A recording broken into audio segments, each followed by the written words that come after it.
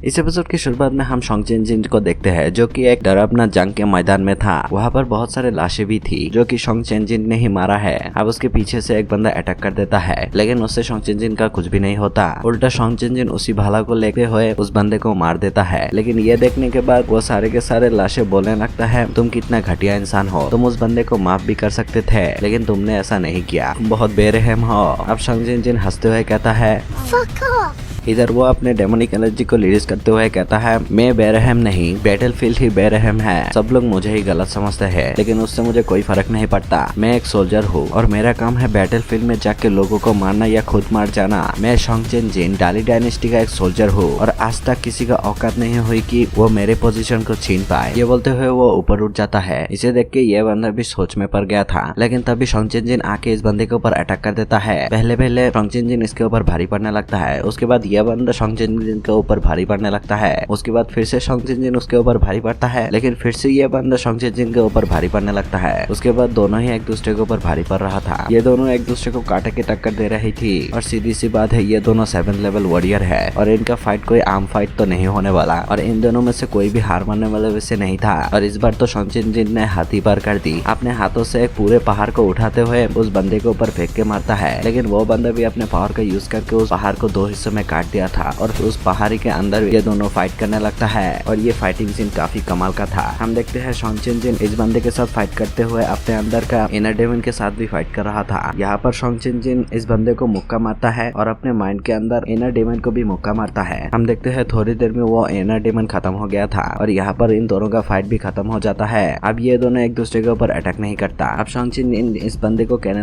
लगता है आज ब्रेक थ्रू करने का बारी मेरी है। आपको और मैं उस मास्टर को थैंक यू कहना चाहती हूँ। अगर वो मास्टर इस बंदे को नहीं भेजता तो शॉन्ग चिन जिन आज ब्रेक थ्रू नहीं कर पाता। शॉन्ग चिन जिन इस बंदे को शुक्रिया अदा कर रहा था, लेकिन ये बंदा कहने लगता है लेवल सबके निकलेंगे। अगले सीन में हम मास्टर ची को देखते हैं जो कि बच्चों को कुछ लिख के दे रहा था। तभी वहाँ पर ये बंदा आ जाता है। अब ये दोनों मिलके गेम खेलने लगता है और ये एल्डर कह रहा था थोड़े दिन बाद ये टाउन डिस्ट्रॉय होने वाली है, अगर आप उन्हें बचाने की कोशिश किए तो इनके साथ साथ आप भी मारे जाएंगे। असल में ये बंदा यहाँ पर आया था मास्टर ची को कन्विंस करने के लिए ताकि मास्टर ची यहाँ से चली जाए और अपनी शिक्षा को कंटिन्यू कर पाए, लेकिन मास्टर ची साफ साफ मना कर देता है और बोलता है मैं यहाँ का लोगों को ऐसे ही मरने के लिए छोड़ नहीं सकता और इस स्कूल का जिम्मेदारी आप इनको ऊपर सौंप देता है। अगले सीन में हम देखते हैं चैन पिंग मास्टर वन का बेटी के साथ काम कर रहा था, लेकिन तभी उन दोनों को कुछ टूटने के आवाज आता है और इसकी वजह से चैन पिंग वहाँ पर आ जाता है। यहाँ पर चैन पिंग का दोस्त कुछ उठाने की कोशिश कर रहा था। चैन पिंग को देखते हुए ली जिनियन कहने लगता है मिस चैन ने वो पिन मुझे ऐसा ही नहीं दिया था, इसके बदले में मुझे उसके साथ 20 साल रहना पड़ेगा। चैन पिंग उससे कहता है इसके बारे में तुम ज्यादा मत सोचो, अब तुम्हें आराम की जरूरत है। ली जिनियन कहने लगता है 20 साल में तुम्हारे बिना अकेला रहूंगा, मुझे पता है तुम मेरे लिए बहुत चिंता करते हो और मैं भी तुम्हारे लिए बहुत चिंता करती हूँ। मुझे नहीं पता कि इस टाउन को छोड़ने के बाद मेरा क्या हाल होगा। और वह हंसते हुए कहने लगता है मौत से क्या ही डरना, मैं मौत को छू के ही तो वापस आई हूँ। अब चैंपियन उससे सुला के वहाँ से चले जाता है। अगले सीन में हम देखते हैं ये बंदा अपने मास्टर के पास आ गया था। अब मास्टर हालात पूछने पे बोलता है शॉन्ग चिन जिन ने मेरे पहले ही ब्रेक थ्रू कर दिया है। आपने बोला था कि मेरा फाउंडेशन कमजोर है, लेकिन उसका फाउंडेशन तो मुझसे भी ज्यादा कमजोर था। अब ये बंदा मास्टर को मस्का मारते हुए कहता है आपने उसके लिए तो ब्रेक थ्रू करने का बंदोबस्त कर ही दिया था, अब मेरे लिए भी कुछ करिए ना। अब उसका मास्टर कहने लगता है पहले तुम नान हुआ का ध्यान रखो। हम देखते हैं ये बंदा अभी तक जिंदा है व्हाट, और इस बंदे से कहने लगता है एक बात अपने दिमाग में घुसा लो, जब तक लाइफ एंड डेथ सिचुएशन में ना आओ तब तक तुम अपने सीक्रेट रिवील नहीं कर सकते। मुझे नहीं पता कि ये किस सीक्रेट के बात कर रहा है। अब मास्टर इस बंदे से कहने लगता है इस जिंदगी में तुम्हारा तो कुछ होने नहीं वाला, इससे अच्छा है स्मॉल टाउन खत्म होने से पहले अपने बीबी को लेके यहाँ से चली जाओ। अब ये बंदा ग्रेट करके वहाँ से चला जाता है। फिर हम देखते हैं ये मास्टर एक स्पीच सोल को समन कर लिया था जो कि ये दादी माँ है। अब ये मास्टर उससे कहने लगता है आज से हमारा रिस्पॉन्सिबिलिटी यह है कि हमें स्मॉल टाउन का रिवर के ऊपर ध्यान देना होगा। अब ये बंदी कहने लगता है इमोर्टल प्लीज मैं सबसे पहले अपने ग्रैंडसन को देखना चाहती हूँ, लेकिन ये बात सुन के मास्टर बहुत ज्यादा भड़क गया था और बोलने लगता है मैंने तुम्हारे सोल को रिस्टोर किया है, यही तुम्हारे लिए काफी होना चाहिए। अब ये बंदी कहने लगता है मुझे पता है आप मेरे ग्रैंडसन को फेस देखते ही मुझे बचाई है, तो आप मेरे ग्रैंडसन को उसके साथ क्यों भेजे, मैं चाहता हूँ मेरा ग्रैंडसन आपका ही डिसेबल बने।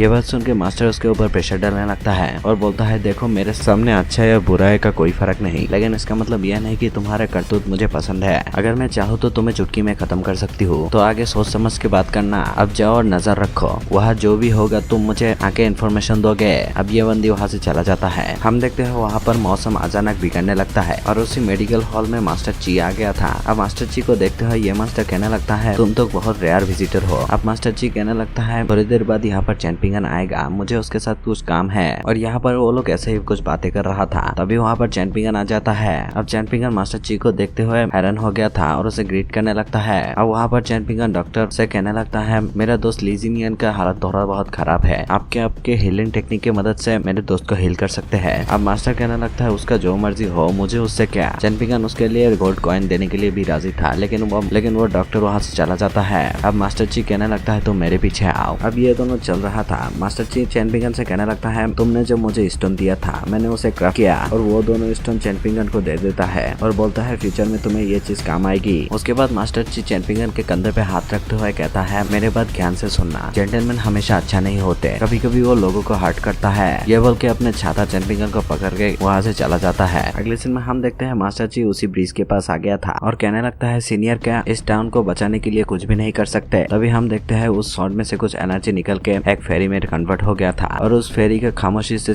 जीशन को समझ में आ गया था। अगले सीन में हम देखते हैं चैंपिंगन घर पे आ गई थी और निंगयाओ से कहने लगता है लीजिनियन यहाँ से चला गया है। ये बात सुन के वो घर से कुछ सामान लेके उसकी ओर बढ़ने लगता है। वो पहाड़ के होते हुए शॉर्टकट पकड़ लिया था, लेकिन इससे कोई फायदा नहीं होता। लीजिनियन वहाँ से चला जाता है। उसके बाद हम देखते हैं मास्टर ची एक रेस्टोरेंट में आके चाय पीने लगता है और यहाँ पर ये बंदी बहुत ज्यादा डर रहा था और बोलने लगता है वो लोग आ रहा है, लेकिन ब्रदर्शन उसे कहता है जब तक मेरे अंकल साथ है वो लोग कुछ भी नहीं कर सकते। अब ये बंदी कहने लगता है तुम्हारे अंकल चाहकर भी कुछ भी नहीं कर सकते। फिर हम देखते हैं मास्टर ची अपने पावर का यूज करते हुए अपने सेंट बॉडी में आ गया था, जो कि बहुत ज्यादा ताकतवर था। वो अपने एक हाथ से ही स्मॉल टाउन को पकड़ लिया था और इसी के साथ ये वाला एपिसोड खत्म होता है।